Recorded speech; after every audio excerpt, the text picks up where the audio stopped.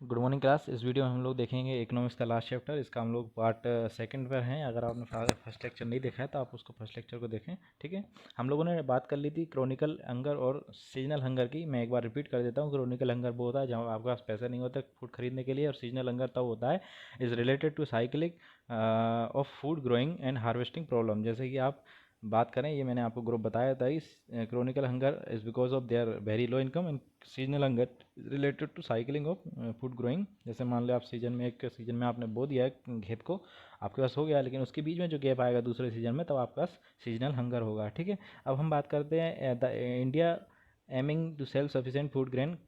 तो इंडिया के लिए जो सेल्फ सफिशिएंट फूड ग्रेन था बेटा प्रोग्राम, उसके लिए हम लोगों ने अभी शुरू से इकोनॉमिक्स जब से चालू किया है तो ग्रीन रिवोल्यूशन हमने बात की है।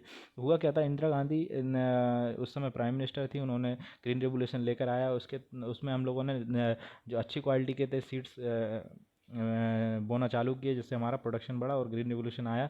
और उसमें आप देखिए बीट और आपका राइस देखेंगे आपको, तो बहुत ज़्यादा प्रोडक्शन उसका बढ़ता दिखता है, जिससे हमारे पास जो फूड की प्रॉब्लम थी, वो जो हमारे पास बंगाल में जो प्रॉब्लम आई, फिर उसके बाद 1960 में जो प्रॉब्लम आई, वो हमारी सॉल्व हो गई। इसी में एक टर्मोलॉजी आती है white revolution related to milk.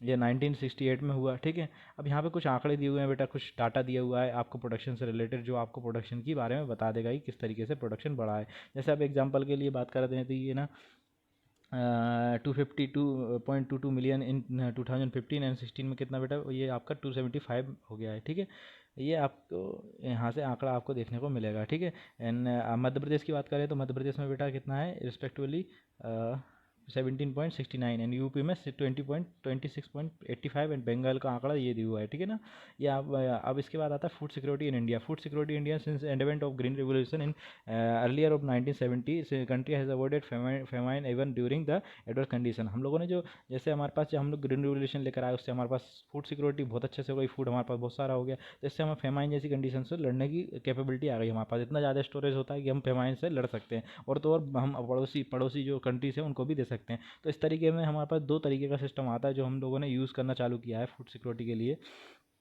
तो वो कौन कौन से कंडीशन है बेटा, दो दो होता है, बफर स्टॉक होता है और पीडीएस होता है। बफर स्टॉक क्या होता है, buffer stock is the stock of food grain namely wheat and rice. क्या, wheat and rice produce by the government through foods corporation of India, FCI. FCI very important terminology बेटा, FCI.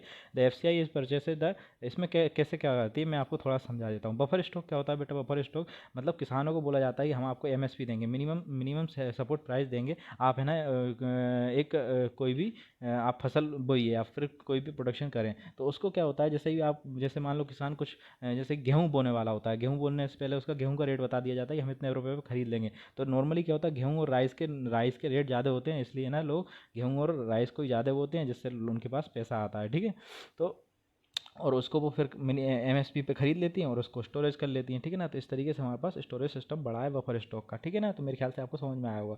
ठीक है, the farmer has paid to pre announce amount of their crops, minimum support price आपको मिल जाता है। उसके बाद आप देखें government of every year is shouting the sowing season to provide the incentive, उनको फिर उसमें पैसे भी मिलते हैं, इंसेंटिव भी मिलता है।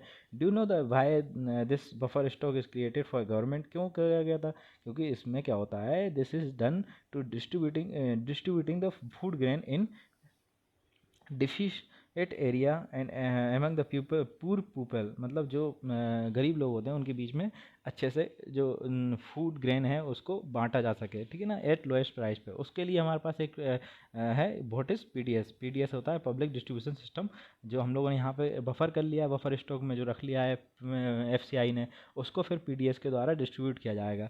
The food purchased by the FCI distributed through the government is regulated ration shop. आपने आसपास अपने देखे होंगे हर गली के नुक्कड़ पे आपको राशन शॉप मिल जाएगी, जहाँ आपको गेहूँ और चावल वगैरह ये सब डिस्ट्रीब्यूट किया जाता है lowest price. Public distribution system कहते हैं राशन शॉप होती हैं, जिसमें नाउ प्रेजेंट कितनी आपके पास लगभग 5.5 लाख राशन शॉप है ऑल ओवर इंडिया। ठीक है ना, तो फेयर प्राइस शॉप होती हैं, लोएस्ट प्राइस पे मिलता है इनमें आप सामान। ठीक है ना, these are the items sold to peoples are prices low. क्या क्या बेटा, any of families ration card, जिसके पास राशन कार्ड है वो इन सब चीज़ों को ले सकता है। 35 kg of grains, 5 litre of kerosene, 5 kg of sugar, ये उसको मिलता है, ठीक है ना। There are kind of cards, कितने तरीके के कार्ड होते हैं, देख अंत्योदय कार्ड होता है बेटा, BPL होता है, APL होता है, ठीक है ना। ये 3 तरीके के कार्ड हमारे इंडिया में चलते हैं, ठीक है ना। 3 तरीके के, हम लोगों ने पॉवर्टी लाइन में समझा था ना, उसको डिस्ट्रीब्यूट करने के लिए उन्होंने ये कार्ड चलाना चालू किया था, ठीक है। अब यहाँ पे आता है introducing of ration in India, dated back 1940, जो बंगाल का फेमाइन हमने शुरू में बात करी थी, उसके बाद हम लोग जागे कि हमें ऐसा नहीं करना चाहिए, ऐसा इन चीज़ों से बचने के लिए क्या करना चाहिए। तो हम लोगों ने ग्रीन रिवोल्यूशन लेके आया, फिर बफर स्टॉक वगैरह, FCI वगैरह आपने हम लोगों ने अभी तक पढ़ा, तो उसमें पब्लिक डिस्ट्रीब्यूशन का सिस्टम आता है। और यहाँ पे एक NSSO का नाम आता है, जिन्होंने रिपोर्ट दी थी, NSSO reported by NSSO green इसको शुरू से देखो, जैसे कि है ना, in the backup of high incident of poverty level, जो धीरे धीरे जो पॉवर्टी लेवल के इंसिडेंट आ रहे थे, उसके बाद NSSO ने रिपोर्ट बनाई, this important for food interventions of programme like introduces public distribution system. NSSO के बाद इसको चलाया गया था, उन्होंने बोला कि ऐसी चीज़ों की हमें ज़रूरत है, ठीक है ना। तो इसमें एक और सिस्टम है, integrated child development services, introduce इन 1975, ठीक है। फिर इसके बाद आप देखें फूड फॉर वर्क, ये 1977 में प्रोग्राम चलाया गया गवर्नमेंट के द्वारा, ठीक है। एक और आता है यहाँ पे, एक प्रोग्राम आता है पॉवर्टी एलिवेशन, इस programme APS mostly in rural area में होता है ये, ठीक है। तो इस तरीके के प्रोग्राम चलाए गए जिनसे हमारे पास फूड की जो प्रॉब्लम थी वो चली गई इंडिया से। अब current status in public distribution system क्या क्या है करंट, ये गवर्नमेंट ऑफ इंडिया के द्वारा चलाया जाता है, toward ensuring the food security for beginner, ठीक है ना। फूड सिक्योरिटी उसमें देखी जाती है। अब यहाँ पे देखो 1992 public distribution system was introduce in 1700 block में शुरू किया गया था, ठीक है।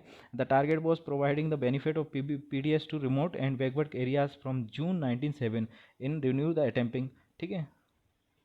फिर उसके बाद टारगेट पीपल डिस्ट्रीब्यूशन सिस्टम लेके आया गया, ये आपने देखा, ठीक है।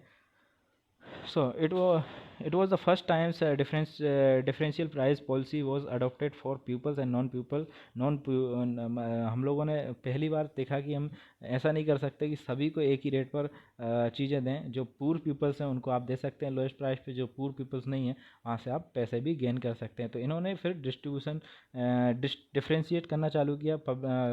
Further in 2002 special scheme are launch, Antyodaya Anna Yojana and Annapurna scheme. ये आप स्कीम के डाटा आप यहाँ पे देखेंगे, देखो ये टेबल दी हुई है आपकी, इसमें आपको सारे डाटे मिल जाएंगे। हाँ देखो, इसमें दिया हुआ है, नेम दिया है, ईयर दिया है, और उसमें क्या क्या प्राइजेस पे दिया जाता है। जैसे हम AAY की बात करें, अंत्योदय अन्न योजना की बात करें, तो इसमें क्या क्या बेटा, आपको गेहूँ कितने 2 रुपये किलो, राइस कितना 3 रुपये किलो में मिलता है, ठीक है। APS मतलब कि आटा अन्नपूर्णा स्कीम, इसमें आपको कितना मिलता है, इतना इसमें फ्री मिलता है आपको, ठीक है, सारी चीज़ें। नेशनल फूड सिक्योरिटी एक्ट के द्वारा बेटा आपको जो बीट मिलता है वो 2 रुपये किलो, राइस 3 रुपये किलो, और कोरस ग्रेन आपको 1 रुपये kg मिल जाता है, ठीक है ना। तो ये आपके पास सन भी है। आप इस टेबल को 2-3 बार देखें तो आपको समझ में आएगा कि किस तरीके से सिस्टम हमारे यहाँ इंडिया में काम करता है। तो आई होप आपको इतना समझ में आया होगा। इसके आगे हम लोग नेक्स्ट लेक्चर में देखेंगे। Thank you.